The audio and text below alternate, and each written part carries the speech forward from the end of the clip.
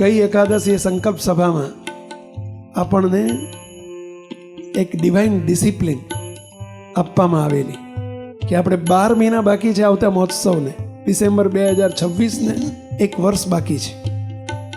આપણે 1 વર્ષમાં દર મહિને એક ડિવાઇન ડિસિપ્લિન પાકી કરવાની છે.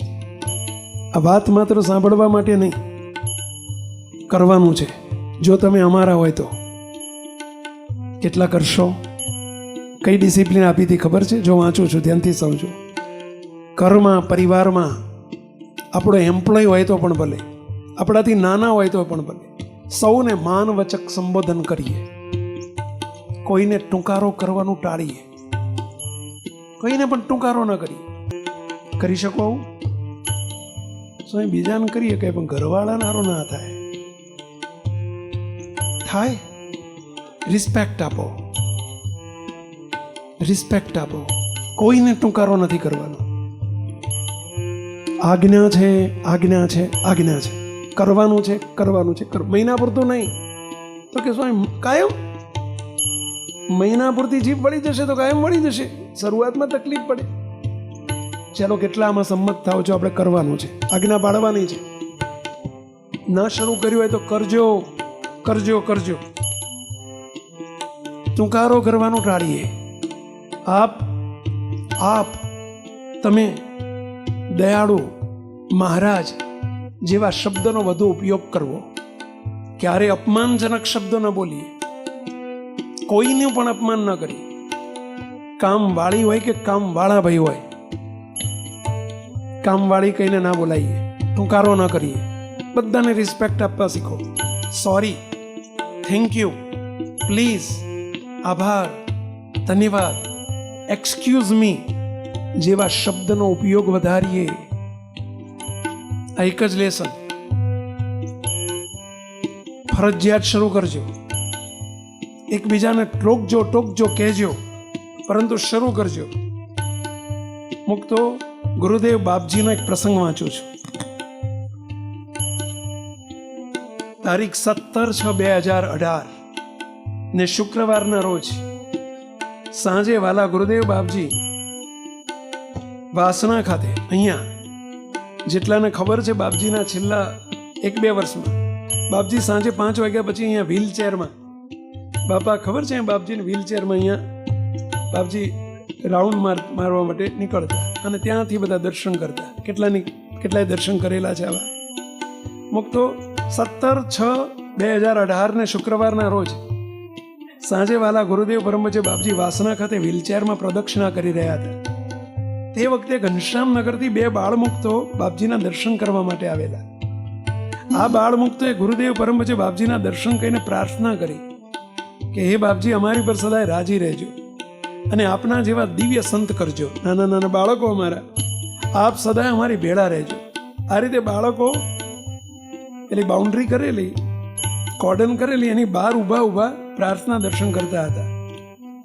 એ વખતે સેવક સંતે બાળમુક્તોને ગુરુદેવ પરમપૂજ્ય બાપજી પાસે નજીક બોલાવ્યા. એટલે વ્હીલચેર ઉપર હતા ને બાપા, નજીક બોલાવ્યા. ત્યારે એમાંના એક બાળકે બીજા બાળકને કહ્યું, હે બાપા, બાપા પધાર્યા, હાથ જોડ. એટલે બીજા બાળમુક્તે હાથ જોડ્યા. ગુરુદેવ પરમપૂજ્ય બાપજીએ બાળમુક્તો વચ્ચે થયેલી આ વાત સાંભળી પછી નજીક બોલાવ્યા અને નજીક બોલાવીને બંનેને ટપલી મારી. અને ટપલી મારીને બાપજી કહે છે, મુક્તરાજ. બાપા શું બોલ્યા સાંભળજો. મુક્તરાજ, તમે ભૂલ કરી ખબર પડી. એકને પેલાને કહ્યું, તમે ભૂલ કરી ખબર પડી. કયો શબ્દ વાપર્યો? તમે ભૂલ કરી ખબર પડી. ત્યાં ભૂલ કરી એમ ના બોલ્યા બાપાઓ. મુક્તરાજ, તમે ભૂલ કરી કઈ ખબર પડી? પેલો બાળ મુક્ત કહે છે, ના પડી. તમે હમણાં અમને ટૂંકારો કર્યો કે મહારાજના મુક્ત છે, એમને ટૂંકારે ન બોલાવાય. ફરીથી બોલાવો, ચલો લ્યો, કોઈને બોલાવો. આવું ન બોલાય.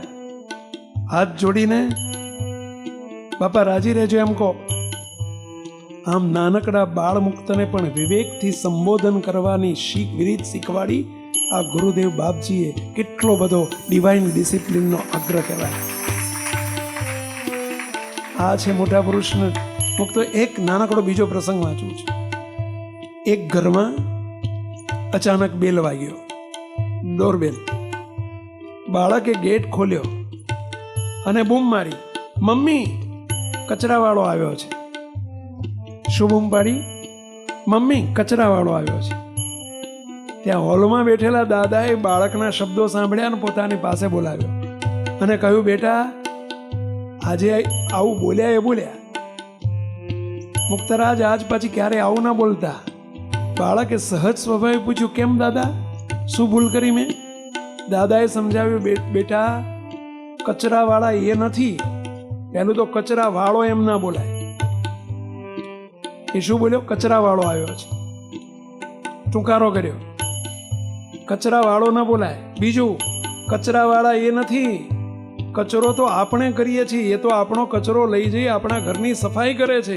એ કચરાવાળા ભાઈ નથી, એ સફાઈ કરવાવાળા ભાઈ છે. હવે એને આપણે સફાઈવાળાને શું કહીએ? કચરાવાળા. એટલે કચરો તો તમે ભેગો કર્યો છે અને ઓલ્યાને કહીએ છીએ કચરાવાળા. બોલો, જો આ કેટલો વિવેક શીખવ્યો. સમજજો, આ બધું શીખજો. એ તો સફાઈ કરે છે, કચરાવાળા ભાઈ નથી, પણ સફાઈ કરવાવાળા ભાઈ છે. બેટા એ તો આપણા હાઇજીન ઓફિસર છે. કયો શબ્દ વાપર્યો? Hygiene officer. આવો શબ્દ તમે વાપરી શકો? હવે હાઇજીન ઓફિસરનો વાપરજો.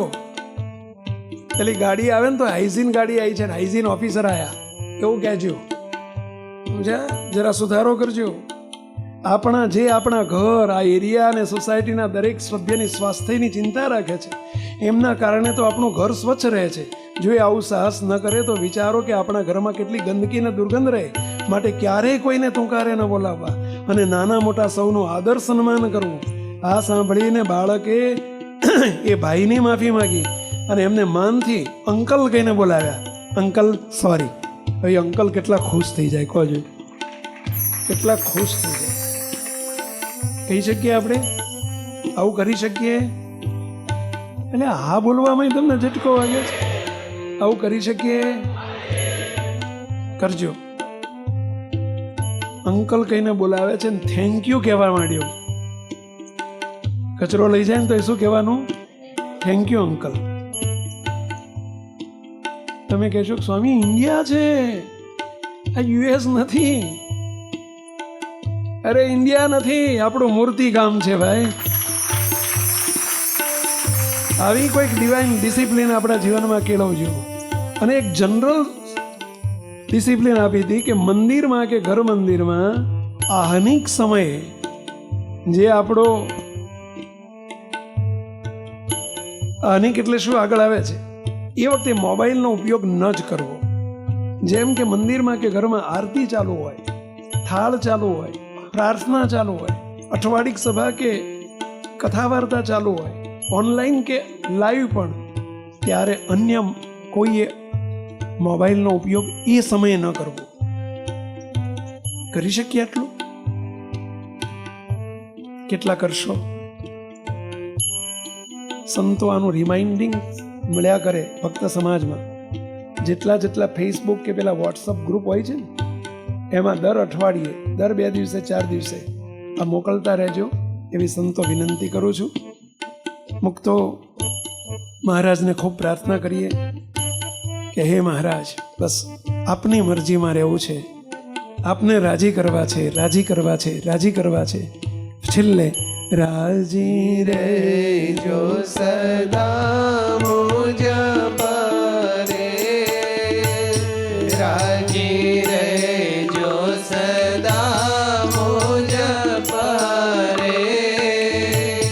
એટલો જ માંગુ છું હે હરે, એટલો જ માંગુ છું હે હરે. હે મહારાજ, સદાય અમારી પર રાજી રહેજો.